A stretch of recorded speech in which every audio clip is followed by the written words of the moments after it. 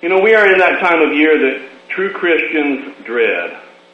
The Christmas season when you find yourself humming along with the piped-in music at the store and you suddenly realize it's a Christmas tune. Now, we've heard many messages over the years about the pagan origins of Christmas. I've given several myself. But I don't remember hearing anything about New Year's Eve celebrations. I didn't find anything on our website, so maybe this message today will be useful and fill a small gap. When I Googled, is New Year's Eve pagan? The first three entries are from worldwide splinter groups. Two of these three have the same article, but with different graphics. One does not give credit to where the article came from, the other one does. It's an article by William Ellis. It appeared in the December 1964 Plain Truth magazine entitled The Truth About New Year's. And it's a very well-written article. And even though written 51 years ago, it holds up well. I'm going to quote from it a little bit later. I also ran across an online forum where someone titled their entry, "True Christians Should Not Celebrate New Year's Because It's Pagan to the Core." They then cite this same Plain Truth article with a link. Now, some comments that followed this post agreed, but let me read one that did not. This person was very indignant, and they said, quoting, "There is nothing wrong with going to church for a watch night service to bring in the new year in the house of God. In our current calendar, the new year is January 1st. While it makes no sense for a new year to start in the middle of winter, it is what it is, and we can't change the calendar now. This is not the biblical days when the new year started in March. We live in the USA, and the New Year's begins January 1st here. As long as you're, Y-O-U-R, not involved in drunkenness and lewd behavior, you're, Y-O-U-R, doing nothing wrong." End of quote. So where does the celebration of New Year's Eve come from? And is it wrong to participate? As long as we're not involved, as they said, in drunkenness and lewd behavior.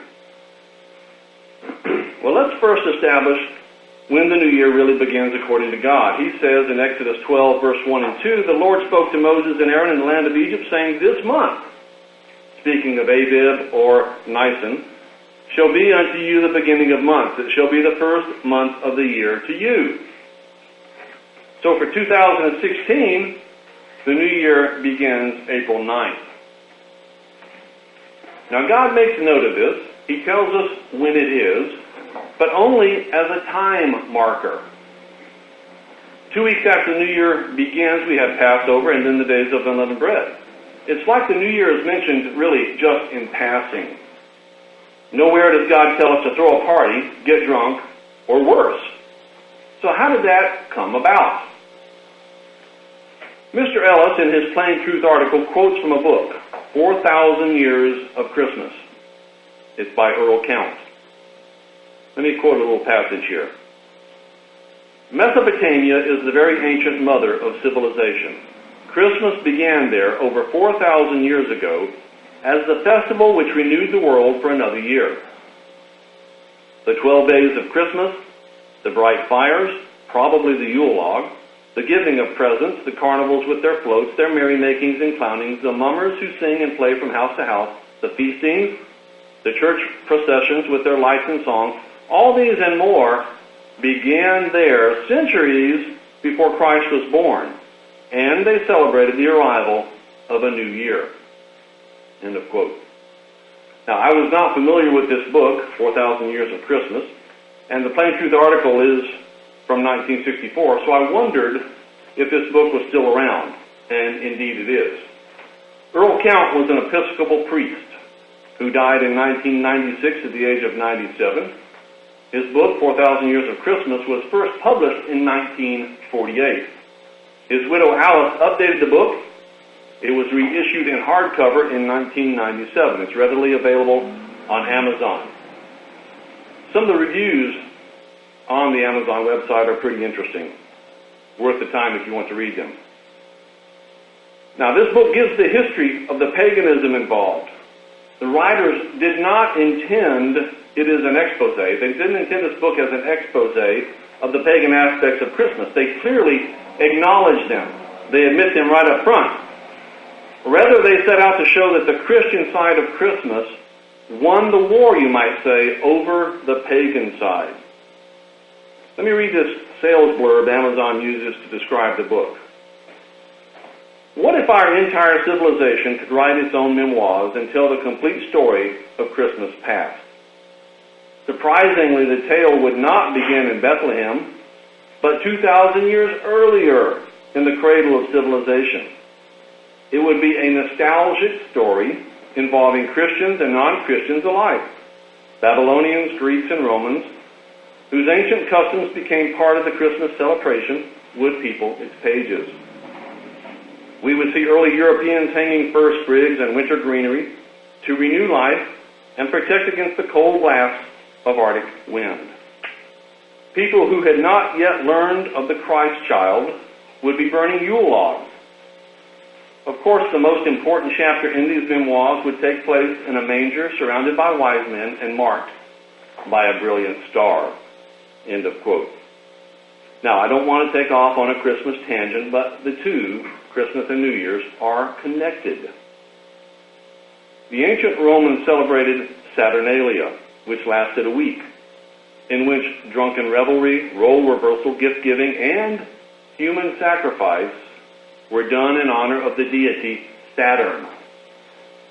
On page 28 of 4,000 Years of Christmas, Mr. Count says, the first day of the Saturnalia shifted during the lifetime of Rome.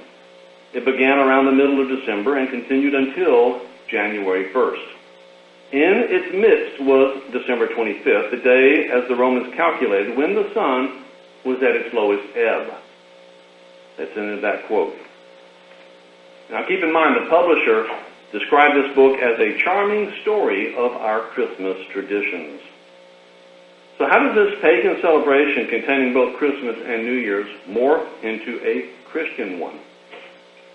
Around 375 AD, the Roman Emperor Constantine imposed what he called Christianity on his empire. Let me go back to Earl Count's book one more time. He says, there were many immigrants into the ranks of the Christians by this time, talking about the time of Constantine. The church fathers discovered to their alarm that they were also facing an invasion of pagan customs. I think he cuts them a little slack here. The habit of Saturnalia was too strong, he says, to be left behind. At first, the church forbade it, but in vain. The church finally succeeded in taking the merriment, the greenery, the lights, and the gifts from Saturn and giving them to the babe of Bethlehem. The pagan Romans became Christians, but the Saturnalia remained. End of quote. Now, another section from the Plain Truth article that buttresses what Mr. Count has said here. William Ellis says, during the Middle Ages, many of the ancient Roman customs were maintained and augmented by the incoming heathen rites of the Teutonic peoples. It was during this period that the customary Yule log and mistletoe were added to the popular New Year's festivities. The Yule log is a carryover from the bonfires of sun worship. Mistletoe is a parasite used in Druid rites as a symbol of sex worship. As Teutonic customs were added, the date of New Year celebrations would temporarily change to March 25th to coincide with the Germanic spring rites of fertility. Finally, Pope Gregory reinstituted the ancient pagan Roman date of January 1st. He imposed it on the whole Western world in 1582, when his Gregorian calendar reforms were accepted. All Roman Catholic countries accepted this change at once. Sweden, Germany, Denmark, and England, the strongholds of Druid customs, finally acquiesced to Rome in the 1700s. End of quote. Now this Pope Gregory, aside from his other faults, was an anti-Semite of the first order. An interesting place for this article to be found, but in the U.S. News and World Report, there was an article they ran back in December of 1996 that explained some things about Pope Gregory that I, for one, had never heard. First of all, let me read this sentence. As Christianity spread, pagan holidays were either incorporated into the Christian calendar or abandoned altogether. End of quote. I read that because I think they're cutting them way too much slack. Abandoned altogether, I think they're being very generous. I suspect there were very few pagan holidays that were abandoned altogether. But according to this article, New Year's Day 1577, Pope Gregory decreed that all Roman Jews, under pain of death, must listen attentively to the compulsory Catholic conversion sermon given in Roman synagogues after Friday night services. On New Year's Day 1578, Gregory signed into law a tax forcing Jews to pay for support of a house of conversion to convert Jews to Christianity. On New Year's 1581, Gregory ordered his troops to confiscate all sacred literature from the Roman Jewish community. Thousands of Jews were murdered in the campaign.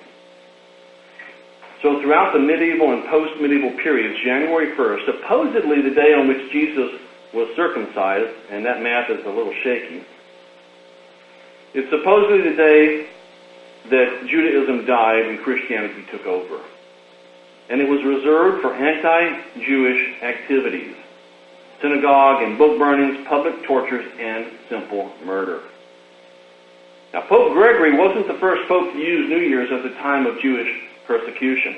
If you go back 1,200 years earlier to 324 AD, Pope Sylvester convinced the Emperor Constantine to prohibit Jews from living in Jerusalem. The following year, at the Council of Nicaea, Sylvester arranged for the passage of a host of viciously anti-Semitic legislation. Now, all Catholic saints are given a day. Now, Sylvester is a quote-unquote saint. All Catholic saints are awarded a day on which Christians celebrate and pay tribute to their memory. Guess what day is St. Sylvester Day? December 31st. So throughout Europe and the nation of Israel, the Jewish people of that part of the world call New Year's Eve Sylvester. To me, it shows something of the dark humor that the Jews are capable of. So I had no idea, as I said, of the depth of perversion that surrounds this pagan celebration. Let's ring in the new year by killing some Jews, burning a few synagogues, and getting drunk, because the earth is renewed and the sun is reborn. And we'll do some kissing as well. Let's not forget the kissing. At midnight on New Year's Eve, you get to kiss people, be they someone you know or strangers, whatever. It's another holdover from the Roman Saturnalia, and it's all part of the sexual part of pagan celebrations. The pagan celebrations always seem to bring sex into it somewhere. So the old man departs, and a baby in a diaper takes over. That makes a lot of sense. And also, don't forget, when you're hungover on New Year's Day, you're supposed to eat some lucky foods. Greens, beans, noodles, and grains. Now, I found that if you slurp the noodles, it brings more luck. Don't know why. And fruit and cake are also lucky. Maybe that's where fruit cake comes from. I didn't check that out. Fish and pork. Now, pigs are a lucky symbol because they root forward. I kid you not. That's why pork is lucky because they root forward. Now, in the South, and I've lived here all my life and I've never run into this, but there is a traditional dish eaten on New Year's Eve called Hoppin' John. It's a mix of greens, beans, and pork. So, yum, yum, give me some of that. And we're the crazy ones for keeping God's holy days. New Year's Eve is a pitiful excuse, really, for a holiday. I had been to one New Year's Eve party in my life that I'm aware of. It was thrown by a deacon in the old Worldwide Church of God.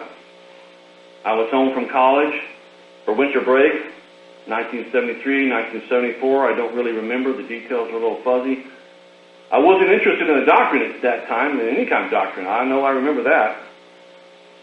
And I suppose there must have been some sort of liberality running through the church at that time. I just don't remember. I don't know why this deacon felt it was fine to throw this party, but I remember that most of the who's who of the Nashville church were there. And this deacon later became an elder, so again, I don't know how this all came to be. He's long gone from the church, but I do remember it was a horrible night. I'm not going to go into the details. They're firmly fixed in my mind. Lots of drinking. There was just an overall over-the-top effort to force a good time by these people. And it was bad fruit.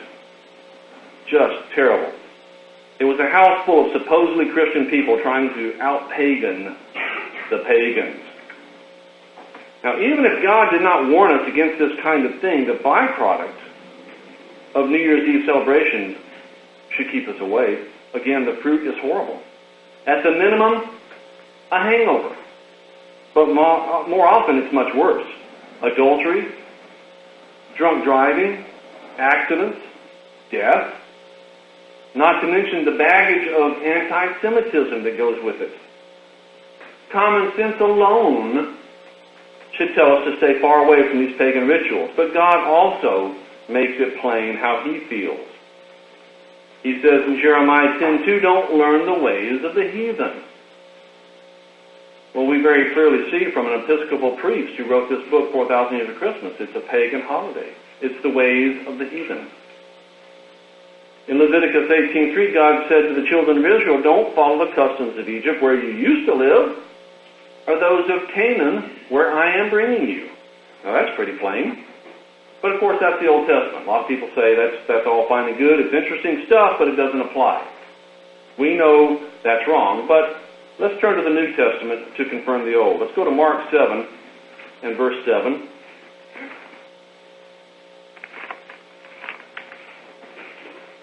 In Mark 7 and verse 7, Christ quotes from Isaiah 29, verse 13, and he says, in vain they worship me, teaching as doctrines the commandments of men. Now, at the beginning, I quoted a person that was writing in that blog saying there was nothing wrong with going to a watch night service on New Year's Eve because we don't live in Bible times. We live in the old USA. And obviously, God allows us to change with the times, at least in this person's mind. Perhaps their Bible doesn't include Malachi 3:6, where God says, I am the Lord, I change not. Or maybe Hebrews 13:8, where Jesus Christ is the same yesterday, today, and forever. There's nothing good about New Year's Eve. It is pagan to the core. It falls in the dead of winter in the Northern Hemisphere. It began as an adjunct to Christmas, celebrating the rebirth of the sun. And then you'd add to this pagan fertility rites, human sacrifices, and later an excuse to kill Jews, burn their homes, and synagogues. And what is it today? It's an excuse to get drunk and act a fool. Turn to Romans 12, verse 2. Romans 12 and verse 2. Do not be conformed to this world. Again, how plain could God possibly make it? But be transformed by the renewing of your mind, that you may prove what is that good and acceptable and perfect will of God. Go towards the back of the Bible a little further to 1 John 2 and verse 15. 1 John 2 and verse 15, and I will read this from the Good News Bible. Do not love the world or anything that belongs to the world. If you love the world, you do not love the Father. And let's finish up in Revelation 18, verses 1 through 5. I mean, there's all kinds of verses we could read, but these seem to sum it up very well for us. Revelation 18, verses 1 through 5. And again, this is from the Good News Bible. After this, I saw another angel coming down out of heaven. He had great authority, and his splendor brightened the whole earth. He cried out in a loud voice, She has fallen, great Babylon has fallen. She is now haunted by demons and unclean spirits. All kinds of filthy and hateful birds live in her. For all the nations have drunk her wine. the strong wine of her immoral lust. Sounds a little bit like a New Year's Eve party. The kings of the earth practiced sexual immorality with her, and the merchants of the world grew rich from her unrestrained lust. Then I heard another voice from heaven saying, "Come out, my people, come out from her." Twice he says, "Come out from her. You must not take part in her sins. You must not share in her punishment."